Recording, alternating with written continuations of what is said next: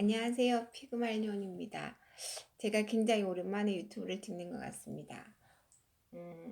제가 유튜브를 한동안 찍지 않았더니 근황이 궁금하다고 하시는 분들이 많이 계셔서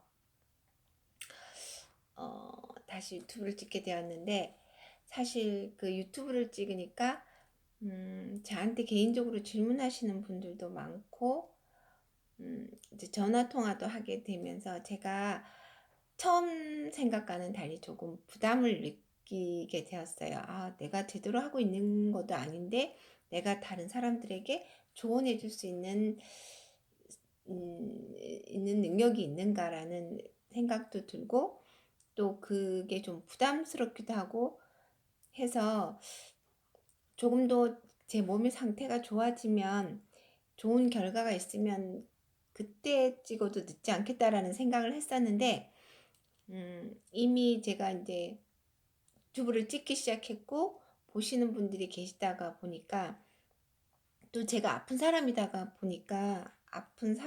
보니 이제 유튜브를 찍지 않으면 조금 걱정이 되시나 봐요. 그래서 이제 제 근황을 말씀드리기 위해서 오늘 유튜브를 시작했습니다. 혹시 처음 보시는 분들이 있을 것 같아서요. 저는 2018년 3월에 폐암 2기의 진단을 받아서 수술을 했고, 수술 후에 그 네 사이클의 항암을 한 후에, 그 항암 끝나고 나서 6개월 후인 2018년 12월 달에 또다시 뭔가 이상한 게 보인다라고 해서 2019년 3월 29일 날 펫CT를 찍었는데, 이제 제가 우상엽에 그때 한 4cm 정도의 암이 있어서 그 제거 수술을 했는데, 우하엽에 다시 제 암이 재발되었어요. 그래서 암이 재발되면 사기라 하더라고요, 의사 선생님이. 그래서 폐암 4기를 진단을 받고 다시 그 항암제를 처방을 받았는데, 표적 항암제를 처방을 받았는데 이제 먹지 않고 지금까지 자연치유로 생활하고 있습니다. 자연치유, 대체의학을 하고 있다라고 하는 게 더 맞을까요? 어쨌든 제가 일회사를 받았는데요. 일회사는 먹지 않고 그냥 지금은, 병원도 2019년 9월 30일 날 CT를 찍은 것을 마지막으로 이제 아직까지는 가지 않고 있고요. 피검사를 이제 계속 하고 있습니다. 제가 이제 표적 항암제를 먹지 않고 근 1년이 되었는데요. 마지막 CT를 찍은 게 2019년 9월 30날 찍어서 10월 초에 결과를 받았는데, 그때 의사 선생님이 아주 약간 잘한 것 같다고, 이제 제가 의사 선생님이 일회사를 먹고 있는 줄 알고 계시기 때문에, 그때 말씀이, 그래도 이제 이걸 먹고 있기 때문에 요 정도밖에 안 자란 거라고 말씀을 하셨고, 선생님은 제가 표적 항암제를 먹었는데 그 암이 줄지 않았기 때문에 방사선을 하자고 했는데, 제가 방사선도 하지 않고 이제는 그 이후로 병원도 가지 않고 지금 생활하고 있는지 1년이 지났습니다. 작년 4월 초에 확진을 받았으니까요. 제가 2019년 4월 4일 날 일회사 처방을 받았거든요. 그리고 요양병원 생활을 하다가 면책 기간이 되어서 그 요양원이라고 그러죠. 요양원에 한 달 정도 있다가요, 올 2월 22일 날 요양원에도 나와서 지금은 집에서 생활하고 있는데, 사실은 3월 달에도 요양원에 입소할 예정이었는데요. 제가 지역이 경북이다 보니까 그 요양원에서 아마 제 입원을 좀 꺼리신 것 같아요. 제가 예약금을 넣어놨는데 이제 오라는 전화가 없더라고. 그래서 제가 다시 그 예약금을 환불을 받았거든요. 그래서 이제 계속 집에서 생활을 하고 있습니다.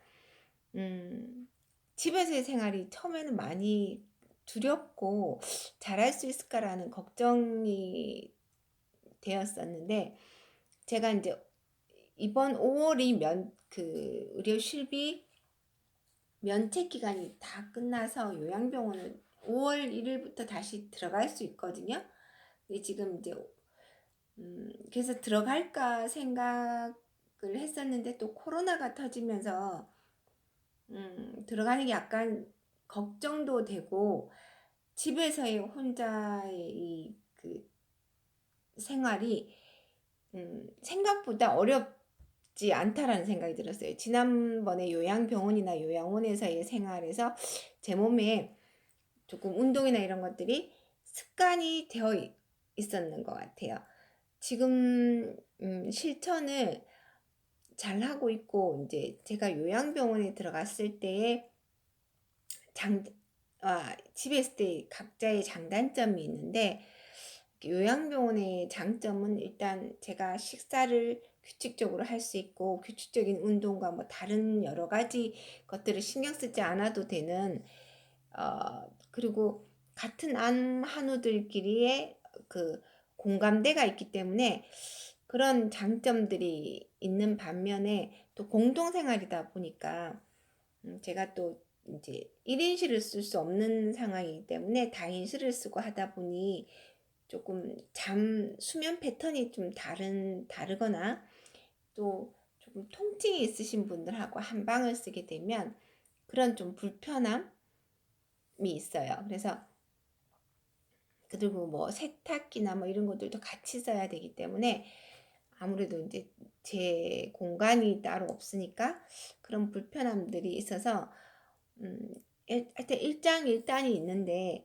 저는 5월달이 되면 당연히 들어갈 거라는 생각으로 집으로 왔었고, 또 그때를 기다리면서 그냥 집에서 잠깐 머물 결심이었는데, 막상 집에서 생활해 보니까 이 생활이 편하더라고요. 이제 저도 이제 아이들도 다 대학을 가서 집에서 떠나 있고, 저만, 남편도 직장을 다니니까 저만 저 관리만 하면 되니까 별로 집에 있어도 힘들 게 없어요. 그리고 제가 지방에 있다 보니 자연도 가까이 있고, 특히 지금은 봄이잖아요. 그러니까 시골이니까 봄나물을 제가 요즘은 아는 지인분들하고 소백산에 가서 봄나물 막 쑥도, 그다음에 쑥이랑 민들레 뭐 이런 것들, 뭐 돈나물 막 캐거든요. 캐서 와서 집에서 직접 해서 먹기도 하고 하는데, 제가 이제 이렇게 암에 걸리기 전에는 계속 일을 했었기 때문에 거의 요리도 잘 못하고 살림을 잘 못했거든요. 그래서 이제 사실 요양병원이나 요양원에 있을 때도 제 먹는 거를 제가 해낼 수 있을까에 대한 두려움이 굉장히 컸었는데, 이제 요즘 워낙 이렇게 유튜브도 잘 돼 있고 네이버 이런 검색도 잘 돼 있어서 제가 뭐 봄나물 같은 거 요리법도 이렇게 찾아보면 다 나오고 해서 그냥 그대로 하고, 또 의외로 해보니 그렇게 생각보다 어렵지 않은 것 같고, 해서 지금은 5월이 지났는데도 이제 요양병원을 가고 싶다는 생각이 들지를 않는 거예요. 그래서 조금 있다가 조금 더 더워지면, 아니면 이제 해보고 제가 좀 이 집에서 혼자 있는 게 힘들다 싶으면 가야 되겠다라고 생각하고 있고요.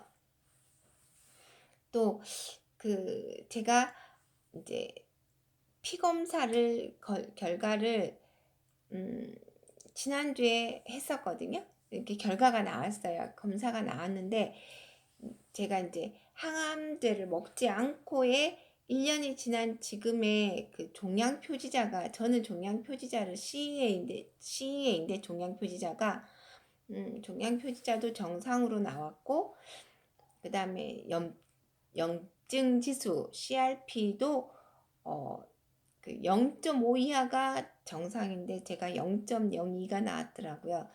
그래서 물론 CT는 찍어보지 않아서 정확하게 뭔가를 알지는 못하지만 그래도 제 나름 유지는 잘하고 있지 않나라는 생각. 간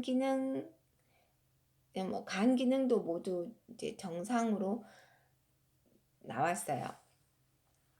그래서 이제 1년이 지난 지금의 제 스스로의 평가는 그래도 잘 해왔다는 생각이 듭니다. 그리고 CT를 한번 찍어 봐야 되겠다라고 저는 이제 작년까지는 생각을 했었는데, 지금은 제 생각은, 제가 이제 이상구 박사님 뉴스타트를 갔다 오고 난 이후에 제 생각은 혈액 검사 결과에 크게 막 이상이 없고, 또 제가 큰 증상이 있거나 하지 않는 한은 굳이 CT를 찍어 본들 그 결과에 제가 바뀔 게 없는 거예요. 그래서 CT는 그냥 지금 생각은 찍지 않고 당분간은 계속 이렇게 피검사 결과를 보면서 제 몸을 체크해 볼 생각입니다. 어쨌건 지난 1년을 다시 이렇게 그 재발 후에 1년의 생활을 되돌아보면 지금의 저의 상태는 굉장히 심리적으로는 많이 안정이 됐다는 생각이 들고요.